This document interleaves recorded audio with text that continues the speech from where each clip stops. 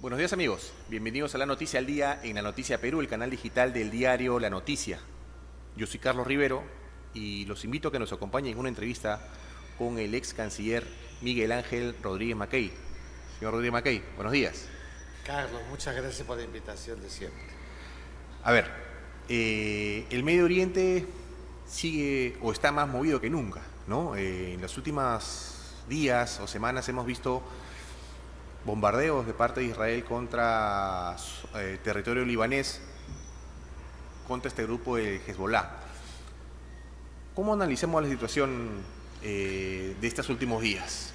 A ver, yo creo que dices muy bien cuando afirmas que está más movido que nunca, porque es una regla, todos lo conocemos, que el Medio Oriente siempre está movido, porque es un espacio, nos da mucha pena, pero es un espacio conflictual. O sea, siempre hay fuego, siempre hay enfrentamientos, siempre hay guerras, sean convencionales en algún momento o no convencionales como ahora, es decir, estados contra grupos terroristas o milicianos, como los llaman algunos. Por ejemplo, ya mismo el 7 de octubre se cumple un año de la guerra entre Israel, Estado, y el Hamas, que no es un Estado y que es un grupo terrorista, o sea, no convencional. Y ahora se ha trasladado desde el Hamas, que era el epicentro de todo el último año, hacia el Líbano. Y no es el Líbano como tal, claro, cuya capital es Beirut y está al norte de Israel, no, sino el Hezbollah, que es un grupo terrorista, también miliciano, así lo considera Israel, el grupo terrorista, con el que no es la primera vez tampoco que ha tenido intercambios. En los últimos, yo diría, 25 años, uno cuenta esta es la cuarta vez que hay un intercambio de fuego, y este es el más crudo, el más complicado, que mantiene el Estado de Israel contra un actor no convencional, hay que decirlo así para que la gente que nos ve y nos escucha, no convencional. ¿Por qué? Porque es no convencional, porque no acepta reglas, porque no conocen de derecho internacional humanitario, no conocen de los convenios de Ginebra. Entonces es una guerra, además que con un actor no convencional, no es una guerra regular.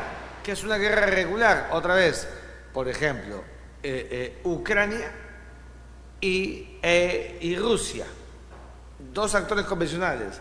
Regular. Este es irregular, porque es un Estado contra un grupo terrorista que no es un Estado. Claro, no estamos hablando de que Israel esté en guerra con el Líbano. Exactamente. Estamos hablando de que Israel está enfrentándose a un grupo terrorista que está dentro del territorio libanés. Ahora, una vez que ya hemos centrado, es bueno decir que tampoco es que sea un grupo cualquiera. Cuidado con eso. Estamos hablando de la Hezbollah, el grupo miliciano terrorista más fuerte del Medio Oriente. O sea, comparativamente con el Hamas pues es un microgrupo terrorista en comparación con el Hezbollah. ¿Cómo no? O sea, incluso cuando a Hezbollah surge, acuérdate, cuando hay este proceso de la salida por la fuerza de palestinos que llegan en calidad de refugiados hacia el sur del Líbano, surge como una reacción al ataque de Israel, surge esta milicia, y desde entonces han hackeado gran parte de los procesos en el Medio Oriente, un aliado estratégico y natural de Irán, que sí es un actor convencional, ¿no es cierto? Y entonces han siempre sido aliados a su vez de otros grupos terroristas o milicianos como el Hamas. Hamas y Hezbollah, los dos tienen cierto corto verde, Y además están apoyados por Irán, que sí es un actor convencional. Ahora, si estamos hablando de que Hezbollah es un grupo mucho más fuerte y más pesado que Hamás, ¿se espera que este conflicto sea mucho más violento? Sí, y dices muy bien, y es bueno decir con tu precisión, que aplaudo, que más violento, pero no más extendido en términos convencionales. O sea, en otras palabras, a ver, no vamos a ver, Carlos, a mi juicio, un enfrentamiento entre Irán e Israel, o Israel con Líbano. Se va a recrudecer sin duda alguna, pero entre Israel con Hamás y con Hezbollah. En estos momentos pareciera como que la guerra con Hamás en la franja de Gaza, que nos ha ocupado todo el año, ha pasado a un segundo plano. Y no digo porque no le importe a Israel, sino porque la situación con Hezbollah, digamos, se ha puesto peor, en tanto que Hezbollah tiene una capacidad de reacción, ha venido lanzando misiles hacia el norte de Israel. Yo conozco la zona, como decir, el espacio en Metula, para que la gente que nos ve, Tumbes, ya pues Tumbes, una cosa así, ¿no? Reaccionan y han hecho que un grupo, un sector de habitantes del norte de Israel tengan que salir, pues. Y los ataques de Israel, y ahí podríamos entrar a hablar otro elemento en nuestra conversación, porque la reacción de Israel contra Hezbollah ha tenido dos niveles. Un nivel de guerra regular o convencional, bombardeos, y otro irregular y con lo que se denomina en el ámbito de seguridad y defensa una suerte de guerra híbrida, porque se vale de elementos convencionales que se usan en las guerras, bombas, pero hemos visto en los últimos días como, por ejemplo, estos bucapersonas, los Vipers y los walkie-talkie, después, que no son mecanismos operacionales convencionales. Entonces Israel, guerra híbrida, porque usa los dos mecanismos contra un grupo terrorista. Eso es lo que está pasando y que ha llevado a que en las últimas horas tú has visto cómo hay salida masiva de la gente del espacio sur en Líbano. Líbano es un país pequeño, ¿no es cierto? 10.000 metros cuadrados y unos 6 millones de habitantes, pero es un país, digamos, estratégicamente importante, en tanto que siempre ha sido una piedra en el zapato, si quieres así, en contra de Israel, porque le ha pechado a Israel en diversos momentos de la historia reciente. Ahora, esta situación puede llevar a empujar a una, si bien ya ha habido bombardeos, puede llevar incluso a una incursión militar en la zona. ¿Se podría? Mira, yo pensaría que podría ser, sobre todo porque hemos visto en las últimas horas desplazamiento de tanques. Yo, digamos, conociendo la actitud de Israel, Israel no es pues para poner tanques en la frontera, es para cruzar como ha hecho en la franja de Gaza. Claro. Cruzaron, arrasaron y llegaron hasta la zona de Rafah. Eso podrían hacer, incluso con las advertencias que han hecho. El jefe militar israelí llamó a la gente a desocupar y han tenido que huir. Entonces, eso podría ser un escenario. Yo creo que en todo caso, si Israel ya consideró que los bombardeos han acabado, porque tú has visto los bombardeos en las últimas horas, han sido tremendos. Más de 500 muertos. Más de 500 muertos. Entonces, vendría la otra etapa, que es la etapa de arrastre. Ese puede ser una posibilidad racional y lógica que podría pasar, pero eso supondría, digamos, ya asumir que estamos frente a un escenario de una guerra no solamente total, sino permanente. Y eso podría, a mi juicio, seguir agrietando con otros actores no convencionales.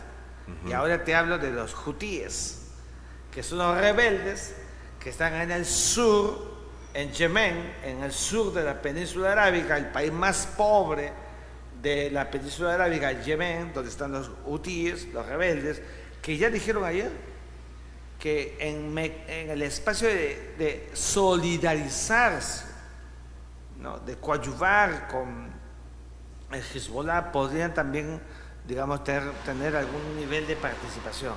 Todo esto es muy malo, por supuesto, para la paz, claro, retrotrae todo. Yo veo a un Israel, digamos, decidido.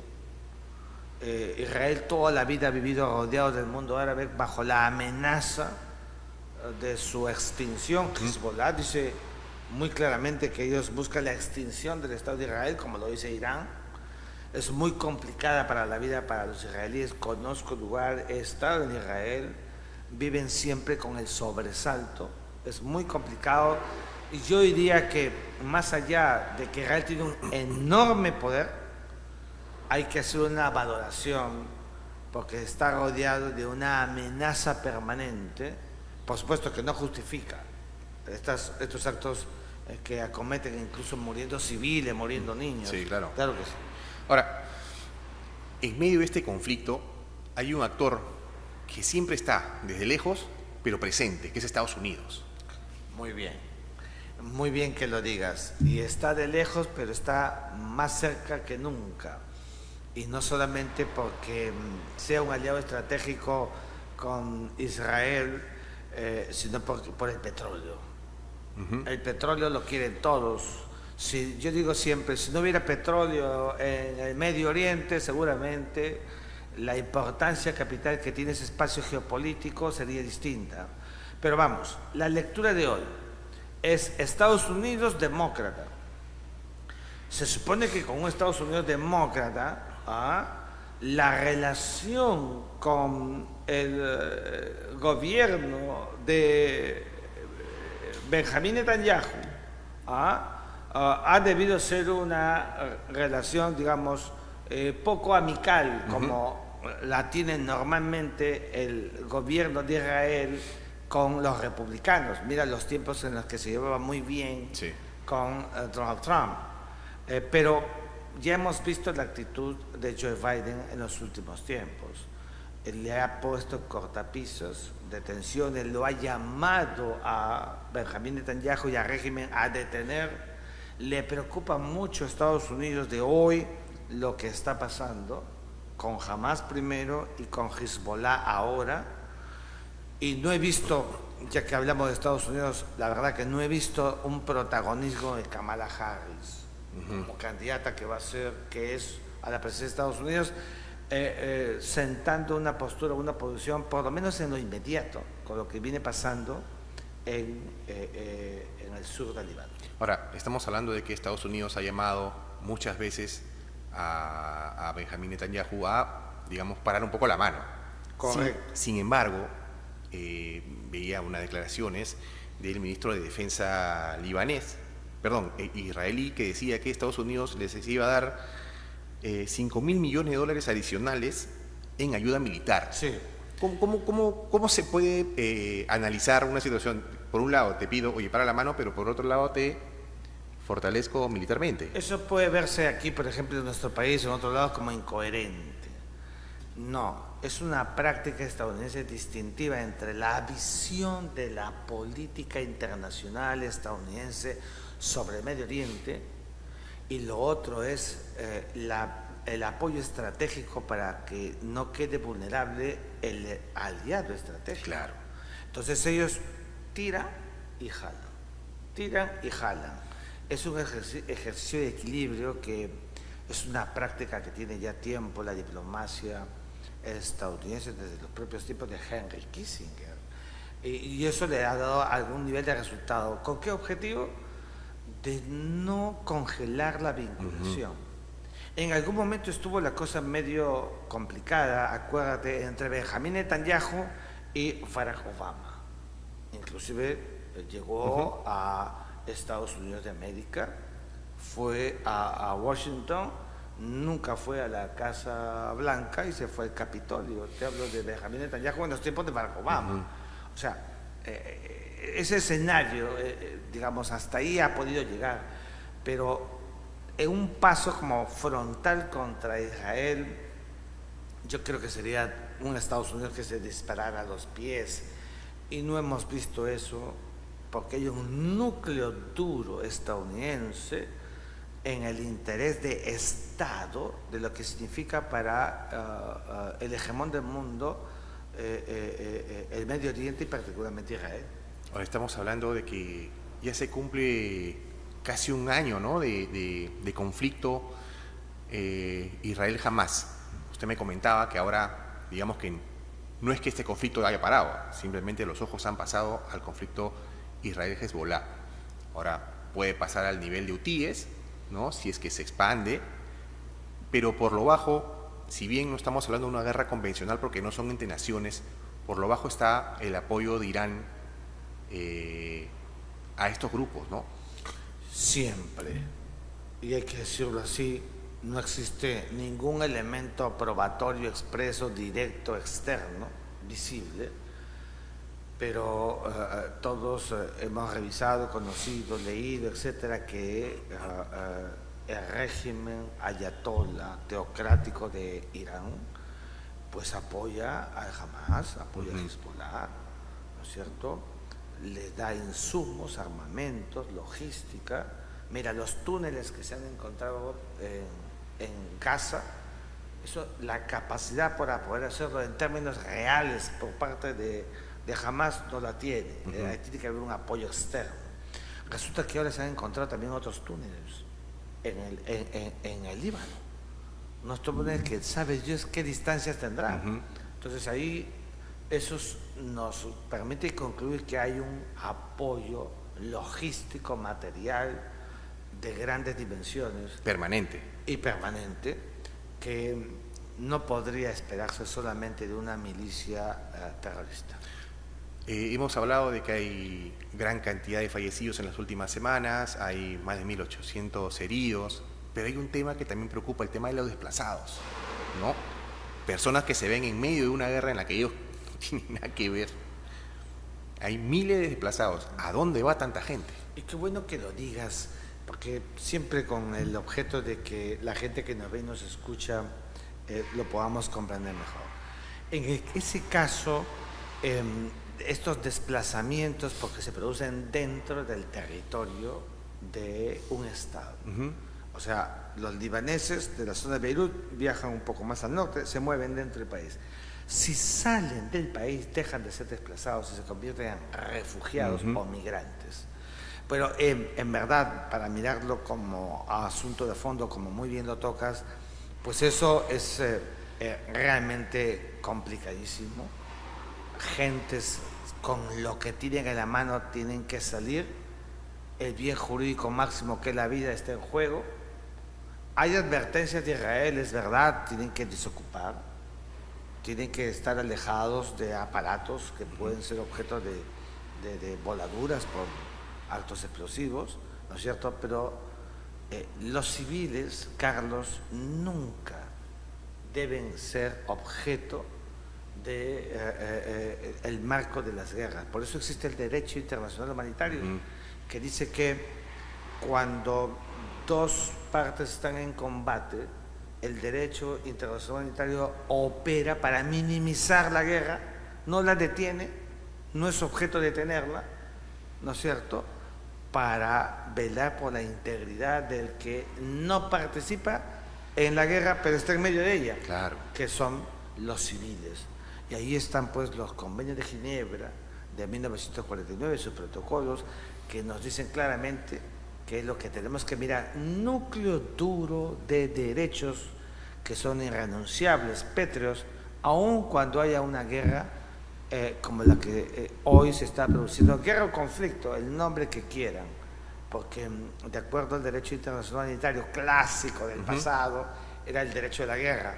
Hoy se habla del derecho de los conflictos armados internacionales o no internacionales. A ver, señor Rodríguez Mackey, y para ir terminando, ¿cuál es, según su óptica, el futuro inmediato de la situación en el Medio Oriente en medio de estos conflictos? Esa es una muy buena pregunta y yo no quisiera hablar sobre la base de una bolita mágica porque ni tengo esos talentos ni vocación de Nostradamus, no, pero sí un poco de perspectiva. Y yo creo que no vemos, Carlos, escenarios para negociaciones, escenarios para primero alcanzar el alto el fuego. Mira cómo se ha trasladado la guerra de Hamas a Hezbollah, claro, con Israel, y hay todavía rehenes que deben ser atendidos. Eso ha pasado a un segundo plano en este momento, a pesar que el frente interno israelí es complicado para Benjamín Netanyahu. Pero entonces no veo escenarios de negociación, primero para el alto el fuego, que es lo inmediato, y segundo, que es más grave, para mirar el asunto de fondo, que es el asunto entre Israel y Palestina, y que tampoco lo podemos ver porque el mismo Estado palestino está dividido. Tienes un gobierno que está con Abu Mazen en Cisjordania, en Ramallah, y tienes a un grupo miliciano terrorista que actúa en la Franja de Gaza, distante y separado, ya actúa por su cuenta, desde que ganaron las elecciones en el 2006, hoy es verdad diezmados, pero entonces Palestina está partida. Entonces, eso imposibilita para que el otro actor, que es Israel, se pueda sentar en una mesa con otro actor convencional que se llama Palestina, como se hizo entre Isaac Rabin y Yasser Arafat en 1993, después de los acuerdos de Oslo y de lo que procuró el Cuarteto de Madrid. Y resulta que al final, viste cómo lo mataron a Isaac Rabin, y tiempo después dicen que murió envenenado, sabe Dios cómo, Yasser Arafat. No hay condiciones para procurar un espacio de esa paz permanente que muy bien se merecen palestinos e israelíes. Panorama bastante complicado. Ha hecho un análisis bastante didáctico de la situación que se vive allá. Estuvo con nosotros el ex canciller Miguel Ángel Rodríguez Mackey. Queremos agradecer la entrevista. No, a ustedes muchas gracias por la invitación. Bien, yo los invito a seguir el canal y venimos con más entrevistas.